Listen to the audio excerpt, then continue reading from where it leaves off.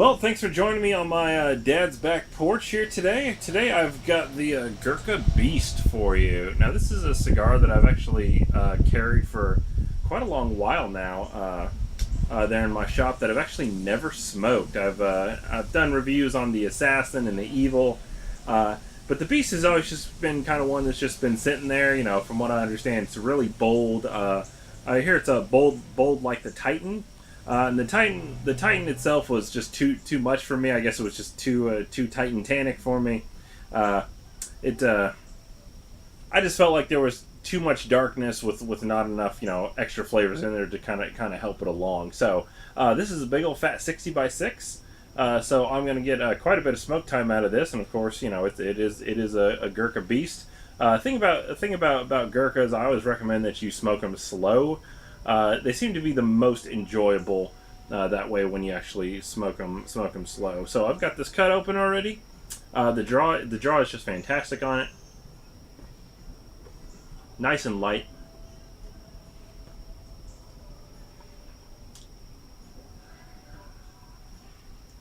Now this wrapper is Costa Rican, and the everything else in here is a mix of Honduras and a Dominican Republic.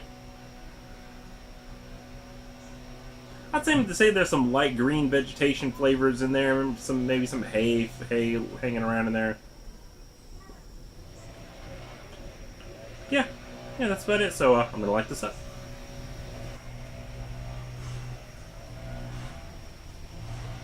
There is some barnyardy hayness here on the smell of this wrapper too. I'd say there's almost like a little bit of a sweetness as well happening there. Yeah, I'm almost like an earthy sweetness. Gosh, I'm almost thinking like not a cocoa. Almost like a creamy, vanilla-y-esque sort of sweetness. Kind of like where you smell vanilla and it's kind of got the sweet smell too, but actually doesn't taste smell. Almost kind of like those two combined together, if that even makes any sense. Yeah.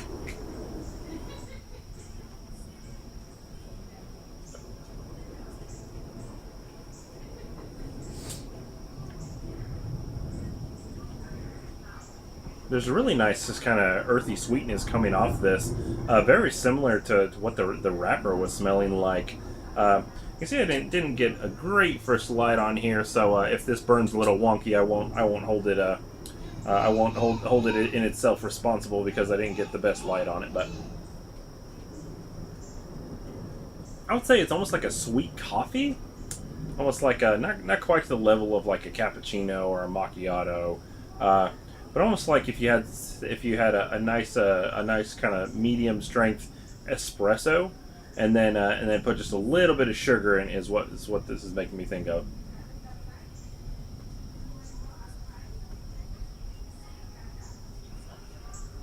There's also some really nice like toasted leafy tones coming off this as well.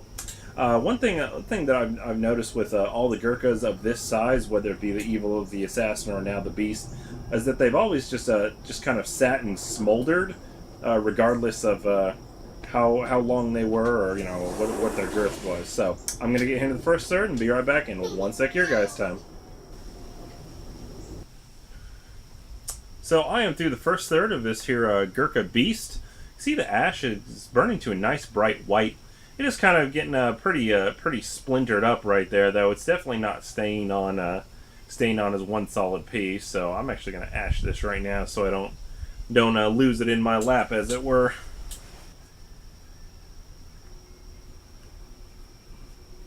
I would say the ash is definitely staying on pretty long. Inch and a half to almost 2 inches or so. So far, this Beast is not nearly as bold as I expected it to be. It's got a whole lot of like really nice, almost kind of like sweet spices happening. Almost like some nutmegginess is also in there. I'd say there's some real light roasted coffee happening in there too, with a little bit of leather in the background.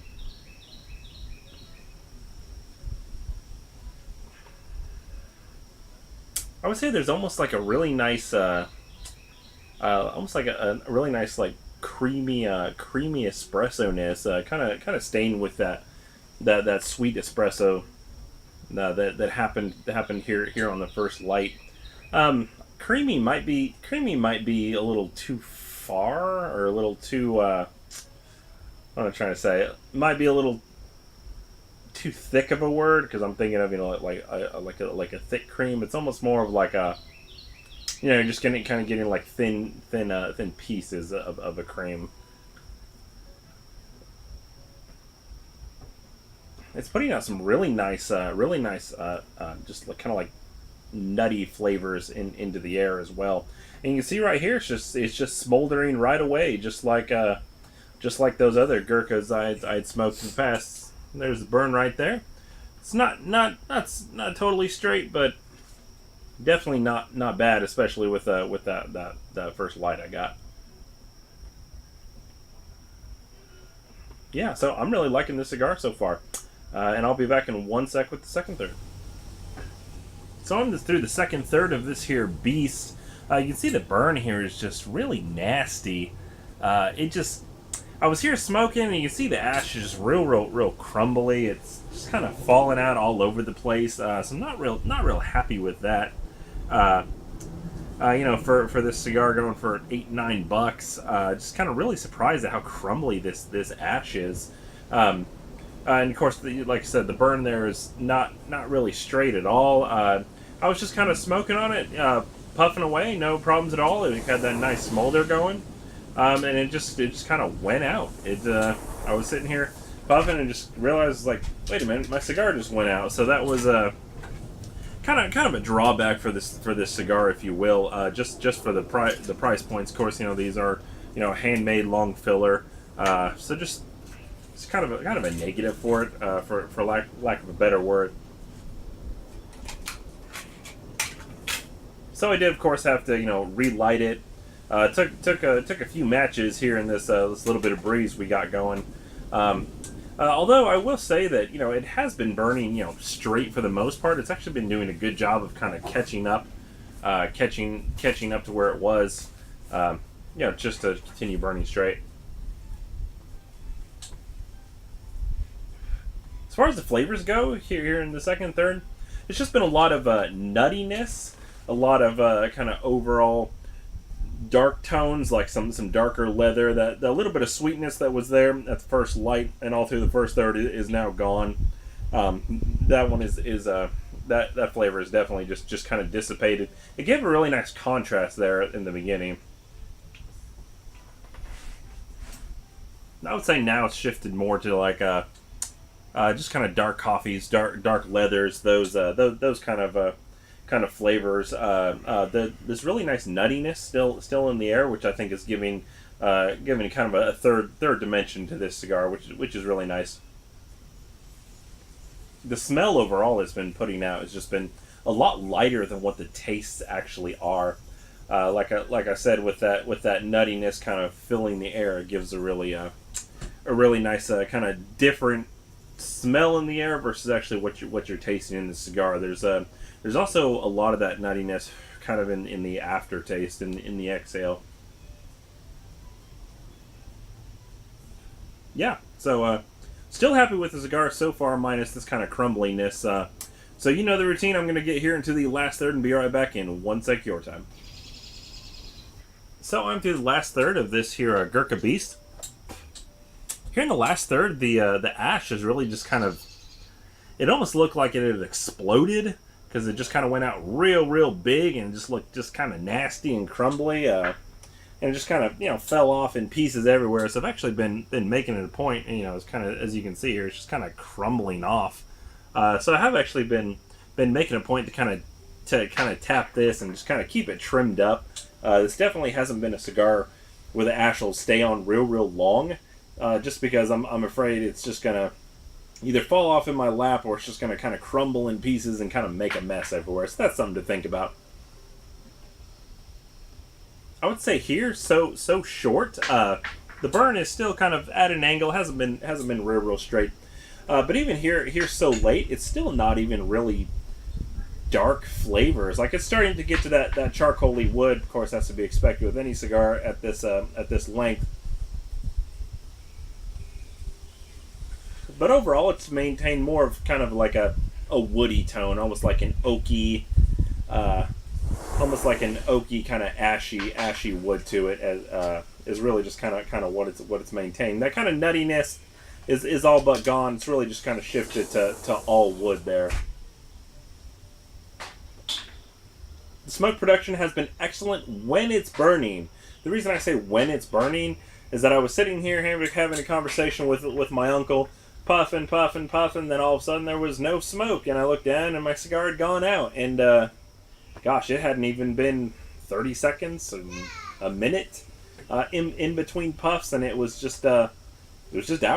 It it just refused to stay lit, and so that's happened twice so far on this Gurkha Beast. It's definitely a good cigar. Like I said, not nearly as dark or as heavy as I expected it to be. It's, when it's going, it just smolders like this.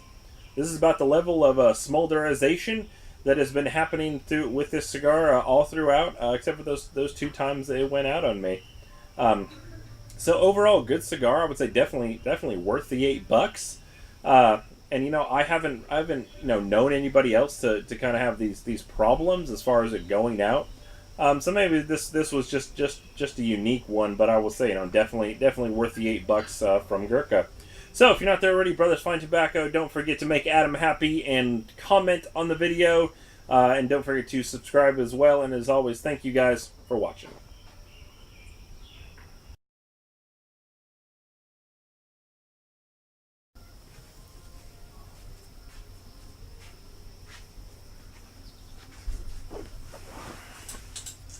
So I'm through the last third of this here beast. I will say here through the last third, the